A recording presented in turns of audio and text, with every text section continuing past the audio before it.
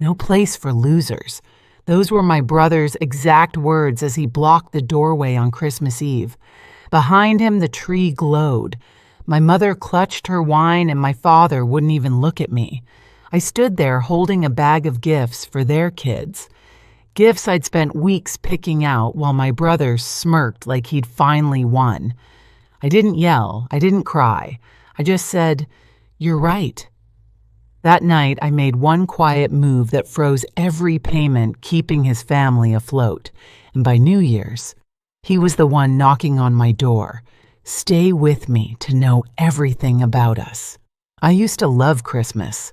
The lights, the cinnamon candles, the way snow softened even the ugliest corners of our street. It was the one day I could pretend our family was normal. But that illusion cracked years ago, slowly, almost gently, like ice splitting under your feet before you hear it break.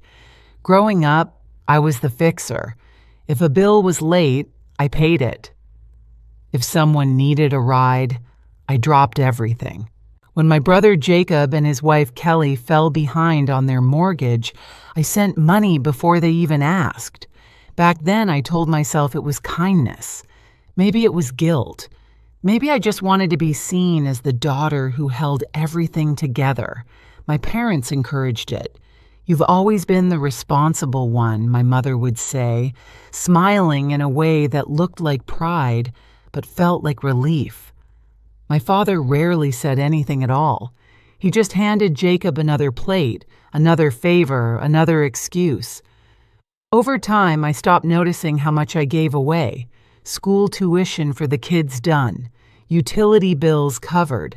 When Jacob lost another job, I wired money without thinking. The truth is, it was easier to pay than to argue. The funny part, they called it help, but it was really control, just not mine. Every time I bailed them out, I chained myself tighter to their approval.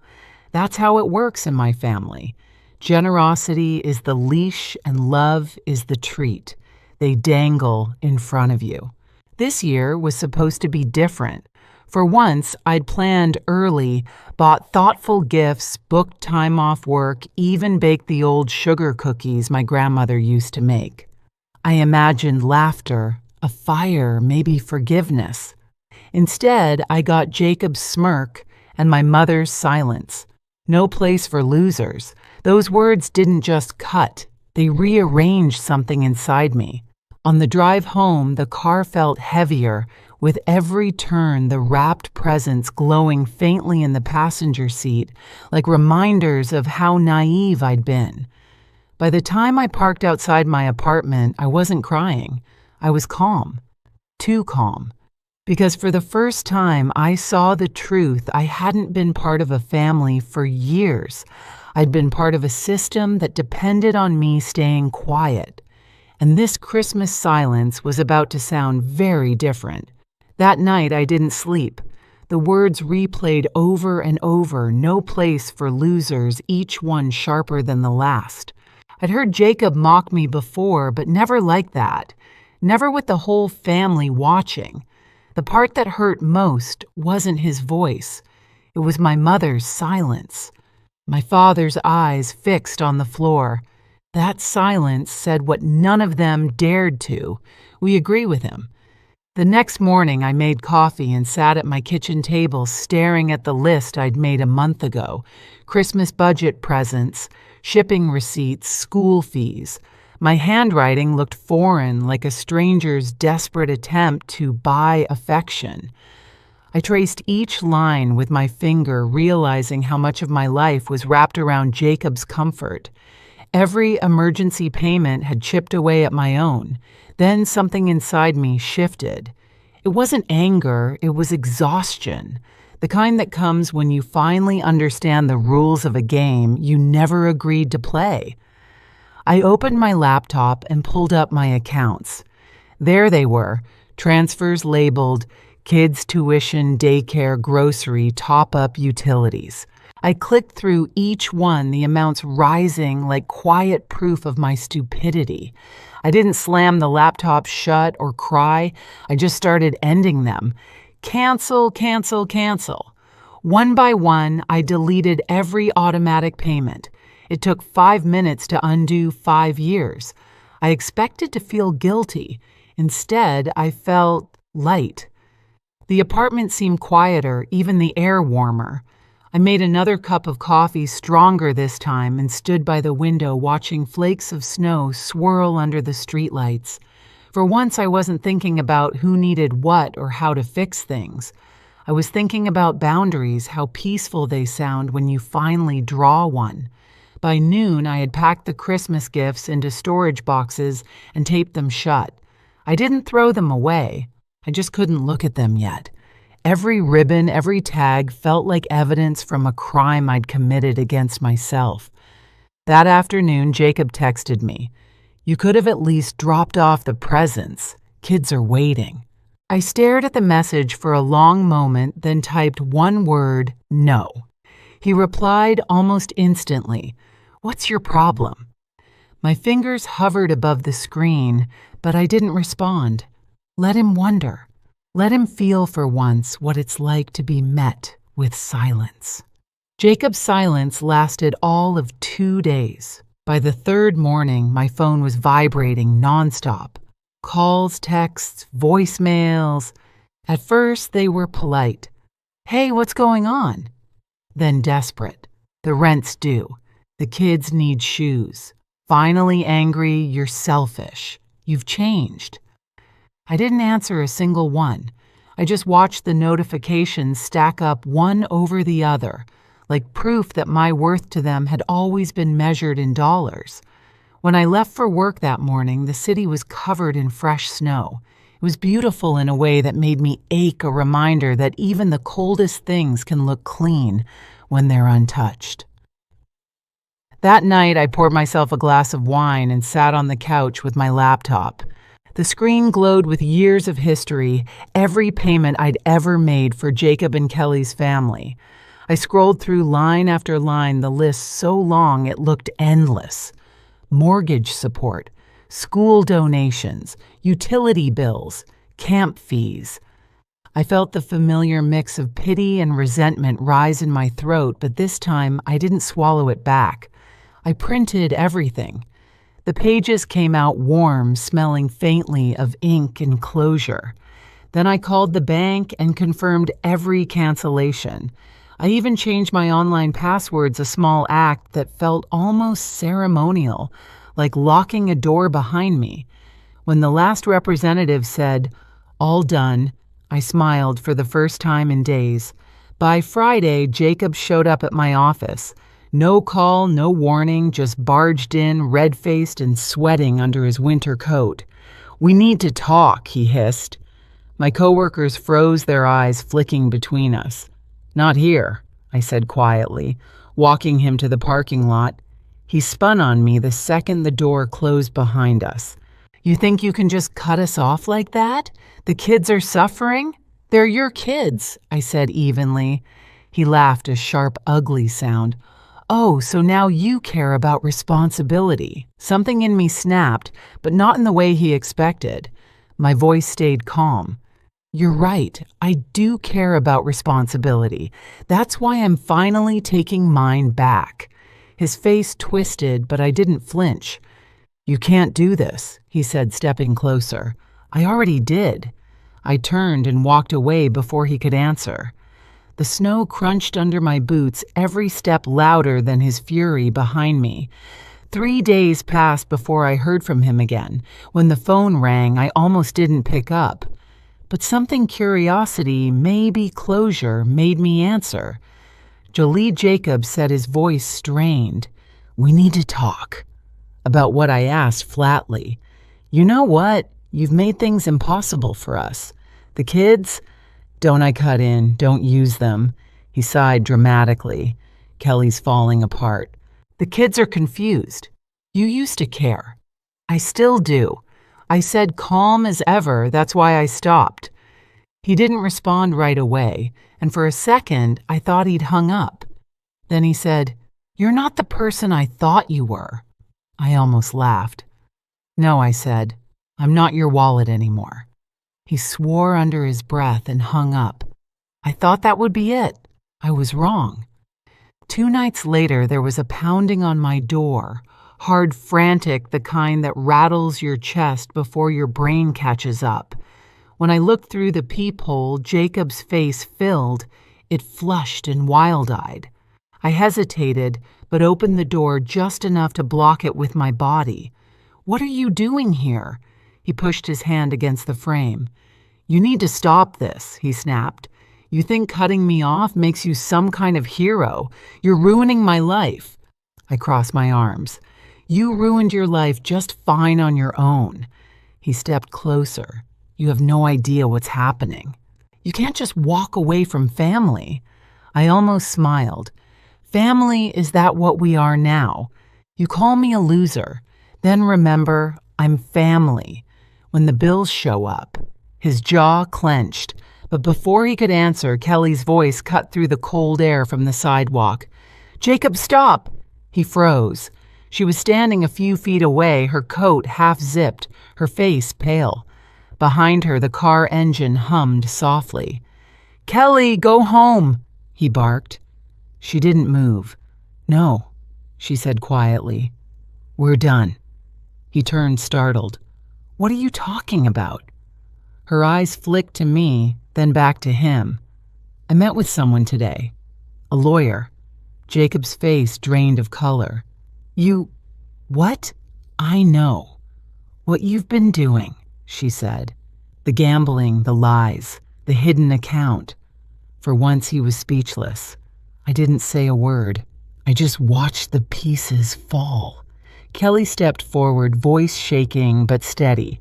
"All those payments Jolie sent, the ones you said went to the kids. I saw the bank statements. You spent them at casinos." He spun toward me, his tone desperate. "You told her I shook my head. Didn't have to." Kelly pulled a folder from her bag and held it up. "I did. And I gave copies to the lawyer. You can't hide it anymore." He lunged forward, but I stepped between them. "Don't I warned?" My voice didn't rise, but it carried enough weight to stop him. He stared at me, his breath coming fast. "You think you're better than me," he said, his voice shaking.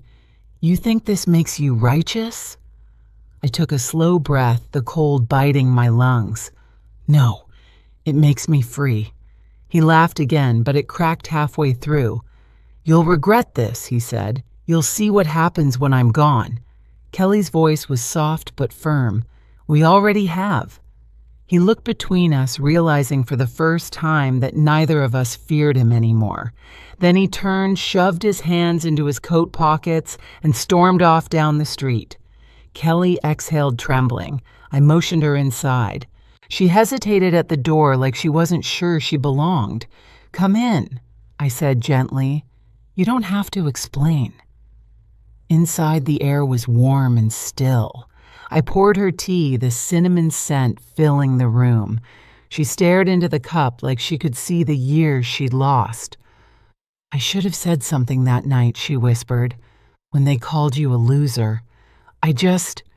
You were surviving," I said. "I get it." Tears filled her eyes. "He kept saying you owed us, that you were lucky to have a family who needed you." I almost smiled at the irony. "That's the thing about people like Jacob. They call it family when they're taking and betrayal when you stop giving." She nodded slowly. "He's gone. I told him not to come home. Do you have somewhere to stay?" She hesitated. "I'll figure it out.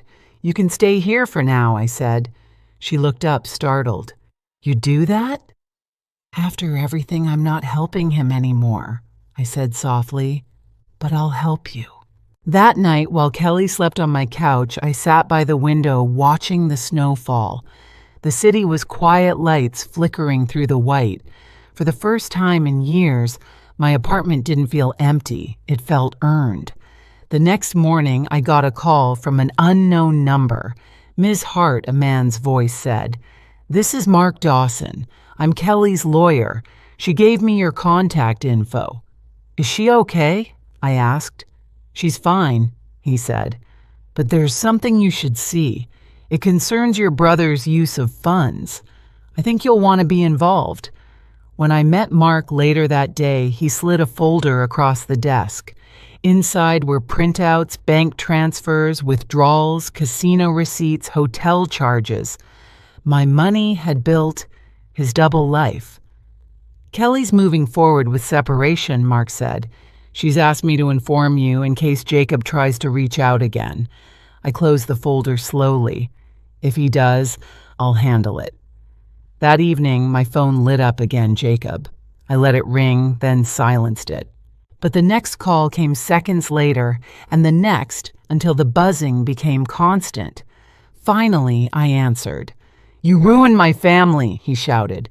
"She's leaving me because of you, no," I said quietly. "She's leaving you because of you." He started to speak, but I interrupted. "Listen carefully. You used me. You lied and you called me a loser. You've lost your wife, your kids, your home, and your free ride. The only thing you still have is a choice. Stop or sink." There was a pause, a long, broken silence, and then a click. When I looked out the window, the snow had stopped. The world outside was still and clean again, like it had been waiting for this moment. By the end of the week, Kelly and the kids were gone, new state, new start. She texted me a photo of the boys building a snowman. Beneath it, she'd written, "Thank you for everything." I stared at the picture for a long time, smiling. For once, helping didn't feel like losing. It felt like winning quietly. And Jacob, he didn't call again. But word traveled. He'd lost his job, defaulted on his mortgage, moved in with a friend who eventually kicked him out. He was still blaming everyone but himself. I didn't celebrate. I didn't post, didn't gloat. I just deleted the last of our shared accounts, folded the final statement, and whispered to no one in particular. Maybe losers are just people who finally stop paying for everyone else's mistakes. February came quietly soft and gray. The holiday lights were long gone, leaving the streets bare and honest again. Kelly and the kids had settled into their new place up north. She sent small updates photos of snowmen, messy pancakes, drawings taped to new walls. Each message felt like proof that she was breathing again. Jacob, on the other hand, had vanished into the kind of silence that follows a storm. My mother called once, her tone clipped and defensive. "You've made things difficult for your brother," she said. "He's not himself." I almost laughed. Maybe now he finally is. She didn't reply, just sighed and hung up. For the first time in my life, the guilt didn't stick. I'd spent years mistaking sacrifice for love, letting them drain me dry, because I thought that's what good daughters did. But love isn't measured in money, and family isn't defined by who you keep rescuing. I started sleeping better. The air in my apartment felt lighter, the quiet no longer sharp. On weekends, I walked past the bakery where my mother used to take us as kids. The smell of cinnamon didn't sting anymore.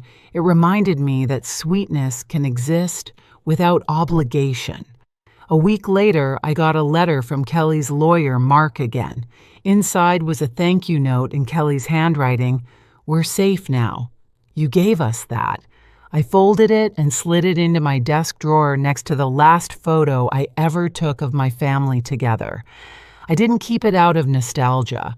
I kept it as evidence of what survival looks like. One evening, as I watched the snow fall through the window, I realized I wasn't waiting for an apology. I didn't need one. Some stories end quietly, not with revenge, but with peace. Outside, a car passed headlights sweeping across the glass. I caught my reflection in it, steady, calm, unrecognizable from the woman who once begged to belong. That was the night I understood the family I needed wasn't the one I lost. It was the one I finally built inside myself. A few weeks later, I dropped off the last box of Christmas decorations at the donation center. The clerk smiled and asked if I wanted a receipt. I told her no. I'd already kept what mattered the lesson. Driving home, I passed my parents' street. Their house looked smaller now, like a stage set after the play was over. I didn't stop. I just slowed down long enough to notice the same porch light that once glared in my face that night. For a moment, I wondered if they still talked about me, if they called me selfish or heartless. Maybe they did. Maybe they always would. But I wasn't a loser. I was finally free. I parked in front of my apartment, stepped out into the cold, and looked up at the sky. Snow was falling again, soft, steady, clean. If you've ever had to walk away from people who mistook your kindness for weakness, you know this feeling. Share your story. Someone out there needs to hear it too.